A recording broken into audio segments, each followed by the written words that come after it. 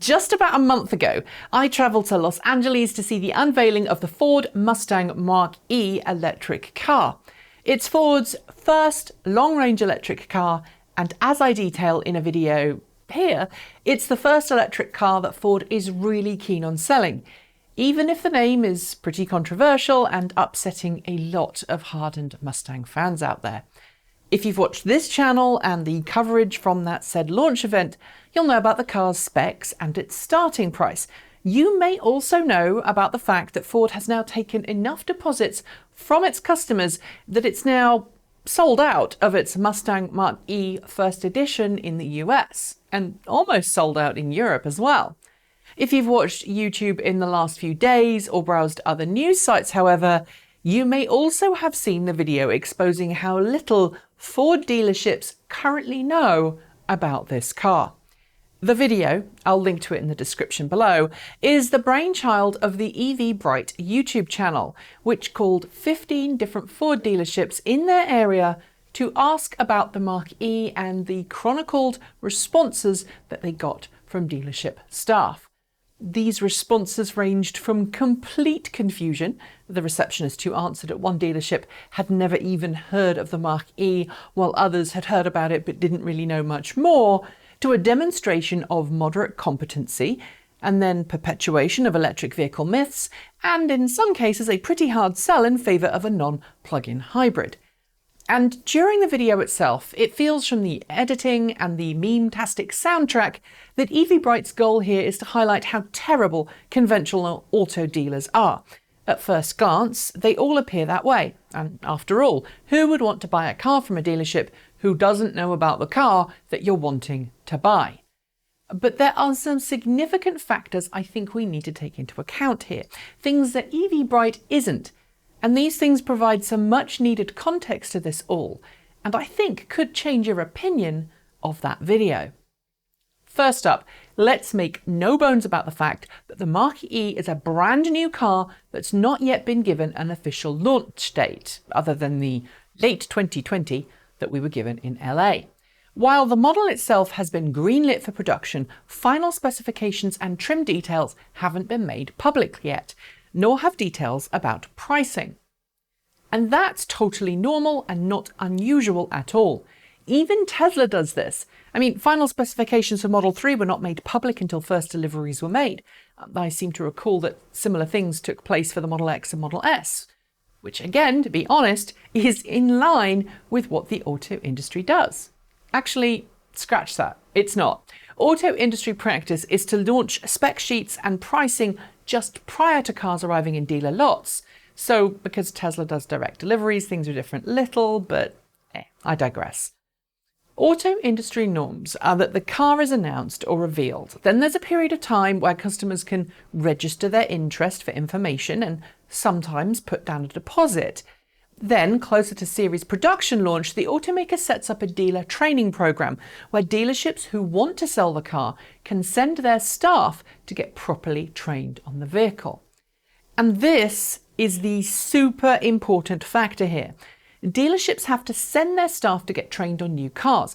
Their salespeople get to learn about the cars and drive them and find out about the different packages and options. And their technicians and service teams get certified on the repair practices required. Only then does a dealership become officially able to sell and service a car. In the case of large volume popular models, maybe the entire sales and service staff are trained in batches. But on smaller, more niche market cars, some dealerships only send a handful of staff to train. And this isn't just an electric car thing either. It's true of all models. And dealerships which don't do a high volume of sales on a particular model may just not bother to spend the money on training and therefore aren't specialists in some cars. Have you ever wondered why some dealers don't sell high-end performance models? Well, it's because they didn't bother to certify for it. Why is this important? Well, in the case of the Mustang Mach-E, the lack of knowledge from dealers, I'm pretty sure, is down to a lack of training from Ford. But because the car is still nearly a year from launching, dealership training hasn't even begun yet. That'll probably happen in about 6 months' time. I'm guessing by which point dealerships should then start to know more about the car. Don't just think this is a car thing either. The new Apple Mac Pro was announced a long time ago, and we knew some of the basic stuff like specs, but we didn't know the actual pricing and final options until Apple opened up the order books this week. Had you gone into an Apple store before that point to ask, well, the staff would probably know just about as much as you could find out online. And some staff would have been as equally clueless about it as these Ford dealerships were about the Mustang Mach-E. Aha, you might say. But what about all those regular car dealerships where the dealers talk about new models quite happily? Well, in the case of next generation versions of existing cars, let's take a Mustang for example, you're going to have salespeople who are already familiar with the gasoline Mustangs and may find it far easier to talk about new models ahead of them going to training. But the Mustang Mach-E is a totally new model for Ford, and electric is a pretty new concept for many Ford dealerships. They've not really had to focus on selling an electric car before, so they have limited knowledge to pull from. A great example can be found in the aforementioned video. In one instance, the member of sales staff who talks about the Mustang Mach-E is able to discuss charging and range, presumably because they're either someone who has a personal interest in the car or because they may already be an electric vehicle specialist who currently sells Ford's only other electric model, the Ford Focus Electric. So what can we learn from this video? Well, that's pretty simple. Ford has a lot of work ahead of itself to train its dealer network on both electric cars and the Mustang Mach-E. And it also needs to assume that its dealer network currently doesn't know anything about plug-in cars because to date, the majority of its dealers don't. As to salespeople spouting nonsense or trying to get people to buy something else, yeah, that's not cool. That's not kosher. But again, if your job is to sell people things and you're faced with getting a sale today on something you know, rather than get a sale in a year on something you don't, you're probably going to do everything you can do to get the sale to go through today. That misinformation though, well, that is a problem. It's a societal problem. People, dealerships especially, need to be okay with the phrase, I'm sorry, I don't know the answer to that because I haven't, insert applicable reason here.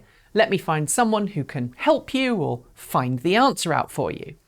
Had this experiment been carried out the week before dealer sales began, I would be having a very different conversation with you right now, and I would be totally justified in sounding lots of alarm bells. After all, I've had my fair share of facepalm moments at dealerships when traditional car salespeople have told me complete and utter hogwash about plug-in cars that were on sale at the time. I've even had someone in a service department tell me I can't use winter tyres on my car. And in those situations, I think it is fair and right to make a fuss about it. But months ahead of a launch, when we don't know whether dealer training has even happened and the car is being launched that's a relatively new one and unheard of before, well, I'm afraid that's closer to clickbait than I'd like. That's it. Thanks for watching. And if you'd like to help us make more videos like this, please do like, comment and subscribe. Send us a couple of dollars our way every month through Patreon. Buy us a coffee with Ko-fi or buy some merch from our swag store. I'll be back soon with more content for you all to enjoy. But until then, keep evolving.